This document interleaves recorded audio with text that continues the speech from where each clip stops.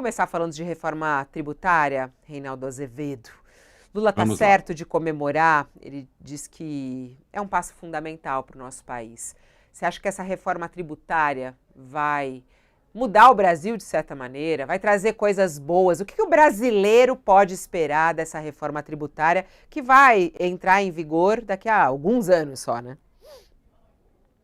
A reforma tributária é um processo que se fez, foi dar o primeiro passo para deslanchar, né, um procedimento que, na verdade, vai ao longo de décadas, né? E o sentido geral é uma modernização do sistema tributário brasileiro, que, da forma como está hoje, é praticamente único, né?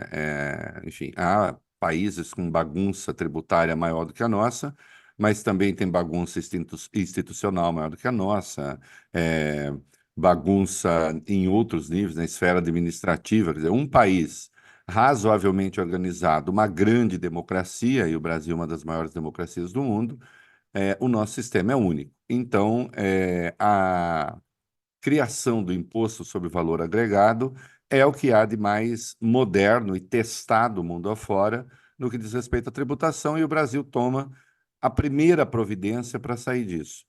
E, como se tem dito por aí, é verdade, esse debate está desde a década de 60 colocado, bom, precisamos fazer alguma coisa, de forma mais efetiva, desde a promulgação da Constituição, em 1988. O que se dizia, então, é o seguinte: bom, agora foi a Constituição, nós resolvemos, digamos, ou modernizamos o quadro institucional, e agora precisa cuidar da questão tributária, e nunca aconteceu, né? Outras tentativas houve, elas param no meio do caminho, paravam no meio do caminho, porque todos iam para a reforma tributária tentando ganhar, né?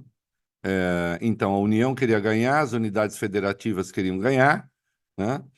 Os municípios queriam ganhar, e não é possível você fazer uma reforma tributária em que todo mundo vá para ter mais do que já tem, né? Essa conta não fecha. E, finalmente, se conseguiu chegar a um padrão, ainda com muitos problemas, porque há heranças aí que precisam ser pensadas, administradas. Dou um exemplo. Nós criamos, como país, né? Se criou a Zona Franca de Manaus. A Zona Franca de Manaus, em si, é uma aberração tributária. Pensando, olha, vamos olhar o projeto, que é a Zona Franca, uma aberração tributária. Agora, ao mesmo tempo, está lá criada há décadas, e a economia do país, a economia local, se adequou, né, a essa facilidade, de sorte que se você quiser acabar hoje com as imunidades da Zona Franca de Manaus, você destrói um pedaço da economia local. E olha que curioso, em última instância, você agride a floresta, porque hoje existe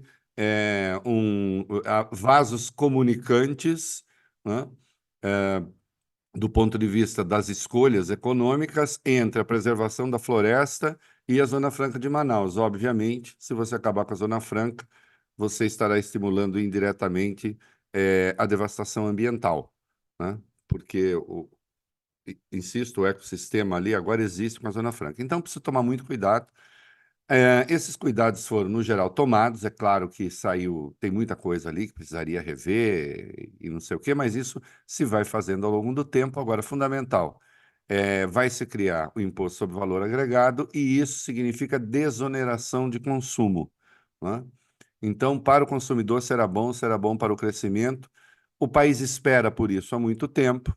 Quando eu digo espera por isso, não existia uma demanda na rua, oh, precisamos da reforma tributária, ninguém saía fazendo passeata pela reforma tributária, porque não é um tema traduzível facilmente, mas a necessidade estava dada, né? E, e veja, você conseguiu isso no governo Lula. É um troço absolutamente formidável. Nós voltamos um pouco àquilo que dissemos ontem.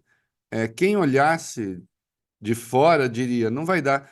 Eu confesso, olha, vamos lá, modéstias favas, eu erro pouco, mas aí eu até errei. Eu não achei que fosse conseguir. Eu não achei que fosse conseguir, não. achava, sim, importante, defendia, mas dizia, muito difícil justamente porque um Congresso, insista-se, bastante hostil, né? Na média, esse é um Congresso ultraconservador, né? Em relação a qualquer coisa que já tivemos. E além do conservadorismo, porque eu considero o conservadorismo parte do jogo democrático, né? O conservadorismo em si não é fascistoide. Agora, nós temos, sim, um grupo de fascistoides no Congresso Nacional, na Câmara, no Senado. E esse grupo se manifestou ontem, aliás, a gente fala daqui a pouco, né? Numa quebra coletiva de decoro. E, não obstante, com essas dificuldades todas, o Lula conseguiu, o governo conseguiu, o Fernando Haddad conseguiu. Então, é uma vitória histórica. O Lula tem toda a razão de comemorar, de se fazer ali a foto, marcando esse período. E isso não quer dizer, é importante que quem nos acompanha saiba disso, isso não quer dizer que não haverá dificuldades pela frente, né? Isso não quer dizer, se fez por PEC, né? Isso não quer dizer que você não possa eleger um governo completamente atrapalhado, desorientado no futuro, tomara que não aconteça, que tente descaracterizar essa reforma. O que se está dando é um passo para que governos seguintes sigam essa orientação, né? Agora, isso não significa que nós não possamos ter no caminho retrocessos. Tomara que não, porque a reforma tributária é boa para o país. Há inconformismo, alguns estados que não se sentem contemplados o suficiente, vão tentar forçar. Enfim, é uma luta que... A luta continua, companheira, né? Então, tem que levar esse troço adiante. Agora, é, sem dúvida, um passo importantíssimo. Por isso, o mercado se animou, a Bolsa bateu recorde, é, a Standard Poor's elevou a nota do Brasil em razão da reforma tributária. Então, aconteceram coisas aí que, de fato, né, não se esperava, até mesmo quem vê o governo com boa vontade, e é o meu caso, eu não escondo isso de ninguém, eu acho que o Lula contribuiu, a candidatura do Lula contribuiu para salvar a democracia, eu digo isso com todas as letras, né, porque tem esse negócio, se eu falar isso vão achar que eu sou lulista. Achem o que bem entendeu, não estou nem aí, né? Eu não sou lulista, eu não sou petista, mas também não quero provar isso para ninguém, porque eu não preciso provar nada para ninguém, né? O fato é que o Lula salvou a democracia brasileira. Só ele poderia ter ganhado essa eleição, né? Isso fica evidente, por uma diferença que acabou sendo muito pequena em razão das ilegalidades cometidas pelo Jair Bolsonaro para se tornar competitivo, né? E era a democracia que estava em risco. Era a democracia que estava em risco. Esse governo seria bem-sucedido só se tivesse salvado a democracia, já seria a grande obra. Por salvar a democracia, já seria a grande obra. É preciso que fique claro, né, que havia um grupo organizado para destruir a democracia brasileira, para causar um grande trauma. Se o golpe ia se sustentar ou não, não sei, provavelmente não se sustentasse, mas não dá para contar a história que não houve. Dá para contar aquela que houve. E naquela que houve, era um presidente golpista que contaminou as Forças Armadas e que estava disposto a virar a mesa, mobilizando hordas nas ruas e isso tudo resultou no 8 de janeiro. Então, se esse governo tivesse salvado a democracia, já seria uma grande obra, já merecia estátua em praça pública. Agora, não só salvou a democracia, como em um ano aprovou a reforma tributária, conseguiu aprovar a reforma tributária, conseguiu aprovar o arcabouço fiscal, conseguiu aprovar medidas para recuperar receita, importantes também, né? E conseguiu enfim, colocar o Brasil, recolocar o Brasil no mapa internacional nas questões que dizem respeito aí a, a esfera global, né? E ainda com a elevação da nota de risco na agência de classificação de risco. Ah, mas essa agência apenas colocou o Brasil onde as outras duas já o tinham colocado, a 2 degraus da condição de grau de investimento. É uma análise tola, é uma análise burra, é uma análise de quem está olhando o governo com o fígado, né? Por questão ideológica, porque, inclusive, os critérios das agências não são os mesmos, e haver diferença de nota entre as agências é muito comum, né? O fato é que quando uma agência como a S&P coloca o Brasil mais perto do grau de investimento, né, significa que esse país está mudando, né, para o bem, está na rota correta, né? É, Ah, mas a questão fiscal ainda preocupa. A questão fiscal preocupa, mas a questão fiscal é uma das questões. Ela não é a questão, que é outra tara aqui de algumas áreas da análise no Brasil, né? Uma análise vesga, interessada, né? A questão fiscal é apenas uma das questões, há outras. Há a questão do crescimento. De resto, o Brasil já deveria ser grau de investimento. Ou então alguém me prova, inclusive esses analistas que andam por aí e por aqui, né? Que na verdade ficam fazendo apostas de curto prazo, né? Me prove que o Brasil é realmente um país arriscado para se investir, que o país que tem as reservas que o Brasil tem implica algum risco. Isso é uma piada, né? O Brasil tem reservas até demais, porque carregar essas reservas também custa caro ao país. Depois vocês estudem isso, né? Isso também custa dinheiro, carregar reservas tão grandes. E, no entanto, está carregando, o Brasil vai ter um superávit de quase 100 bilhões de dólares esse ano na balança comercial. O que que há? Hã? Então, as coisas estão caminhando. Houve uma redução do desemprego, houve um aumento do emprego, ainda uma informalidade excessiva, é verdade? Tudo isso tem de ser trabalhado no ambiente da democracia. A verdade é que se apostou no caos, se apostou no desastre, os bolsonaristas, inclusive, parte da imprensa, inclusive, e deu no que deu, né? Aliás, eu escrevi um texto no UOL ontem. Eu acho que a imprensa, o jornalismo econômico, precisa começar a ouvir outras fontes. Não pode só ouvir fonte de mercado. Não pode ouvir só gente de corretora, de asset. Tem que ouvir um pouco de acadêmico, tem que ouvir alguns professores. Tem que ouvir gente que, quando opina sobre economia, não sai dali para fazer aposta. Não há mal nenhum, viva o capitalismo. Essa gente, olha, eu sou um defensor do capitalismo, só não sou incondicional, né? É preciso que haja regras nas coisas, né? E se houve excessivamente esse mercado financeiro, essa gente que faz apostas de curto prazo, e aí começaram a antever o caos. E deu o contrário. Deu o contrário. Considerando as dificuldades, é um governo que deveria ser aplaudido de pé. Ah, quer dizer que então não tem problema? Tem um monte. Tem um monte de problema. Tá? Agora é preciso ver onde estávamos e onde estamos. Hã? Ah, mas a gente olha as pesquisas, não está tão bom assim. Bom, primeiro que pesquisa é pesquisa, e aí é preciso ver ao longo do tempo. Ainda faltam 3 anos para o governo terminar, né? Não acabou nem o primeiro ano. Não, esse governo não concluiu nem seus primeiros 25%. Hum? Ah, mas há previsões. Ah, desculpa, lembrei ontem aqui, né? O CDE, em fevereiro, em março, previu que o Brasil ia crescer 1%. Fevereiro. Depois, em junho, previu que o Brasil ia crescer 1,7%. E o Brasil vai crescer 3% pelo menos.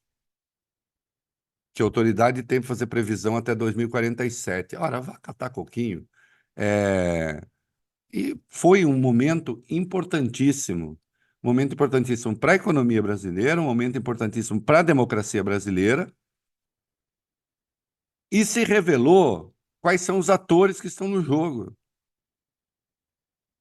O Lula estava ali, celebrando a reforma tributária, que foi feita, só foi aprovada porque o Centrão votou a favor. Sim, os progressistas na Câmara, meus queridos que acompanham aqui, minhas queridas, meus queridos, formam 130 pessoas na Câmara. São 513 deputados. Né? Dos 81 senadores, nós temos 23, pelo menos, francamente reacionários. Hum? Pelo menos 32 ultraconservadores. Um montão que é de direita.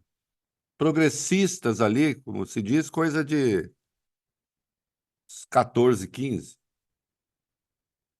E, no entanto, se aprovou essa reforma e teve o voto dessa gente. Por isso que o Lula fez muito bem. Eu até li algumas críticas enfesadas, porque ele falou esse Congresso que representa o povo e tal. E não representa. Pode não ser a representação perfeita. Não é. Por exemplo, a Câmara não tem voto proporcional de verdade.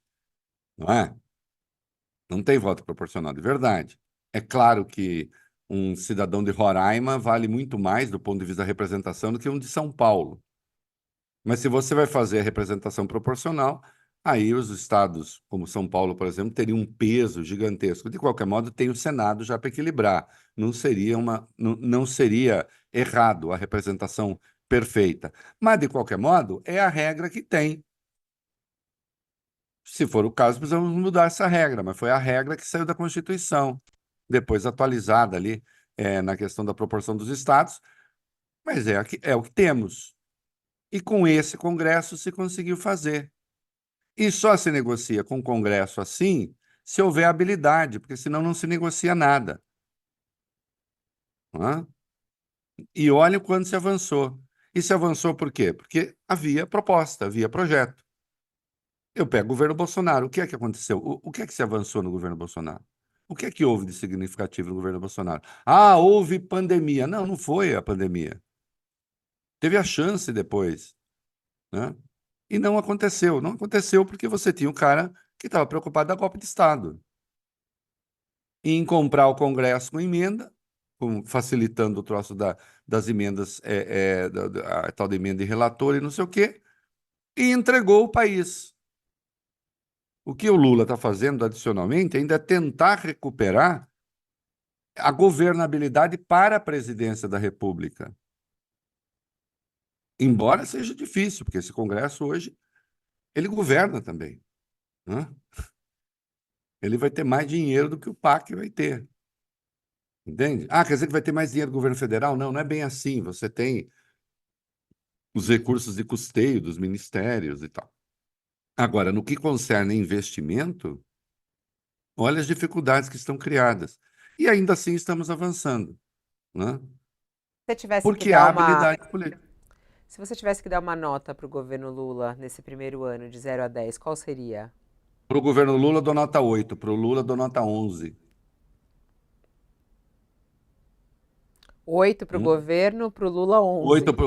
para o Lula, 11. Porque eu desafio alguém a dizer: ah, eu no lugar dele faria melhor. Faria melhor o quê? É fácil fazer as coisas aqui, ó. Estou com o computador na minha frente. Aqui é fácil.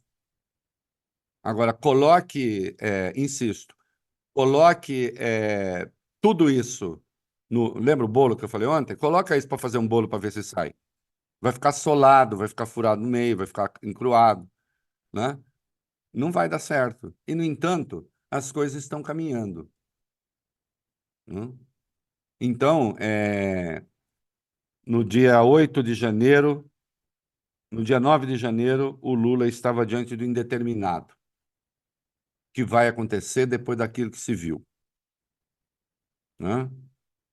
Com uma crise militar potencial pela frente. Também se esquecem disso, que tinha uma crise militar potencial pela frente. Né? Todo mundo sabe que o Lula, depois de eleito, seus interlocutores tentavam convencer as Forças Armadas a botar fim àquela zona, aquela bagunça que estava em Brasília, aquela sem vergonhice. E, no entanto, o troço ficou lá, com um golpista ainda no palácio. Bom, nós saímos do dia 9 de janeiro para hoje é dia 21, é isso? Né?